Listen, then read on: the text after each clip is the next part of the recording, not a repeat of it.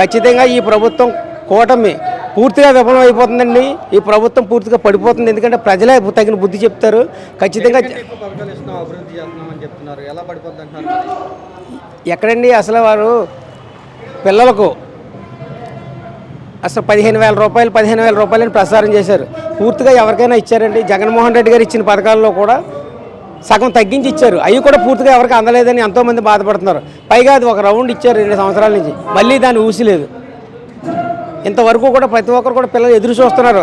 మళ్ళీ ఆ పిల్లల్ని చదివించుకోవాలంటే, దళితుల పిల్లలు కానీ పేద ప్రజల పిల్లలు కానీ చదివించుకోవాలంటే మళ్ళీ వేస్తే మళ్ళీ ఆ పిల్లలకి చదివించుకుందాం, ఆ బట్టలు అవి కుట్టించుకుని ఆ పిల్లల్ని పంపించుకుందాం అని ఎంతో ఆశగా ఎదురు చూస్తున్నారు. కానీ మళ్ళీ ఇంతవరకు ఒక వేయలేదండి చంద్రబాబు నాయుడు గారు. మీరేమంటారు మరి?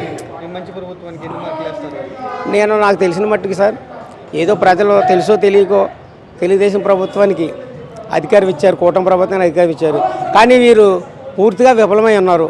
కాబట్టి వారికి నేను కనీసం 20% కూడా మరి ఇవ్వలేకపోతున్నాను సార్ 100%. ఎందుకంటే వాళ్ళ ప్రభుత్వం పూర్తిగా విఫలమైందని నేను అన్నాను సార్. నమస్కారం.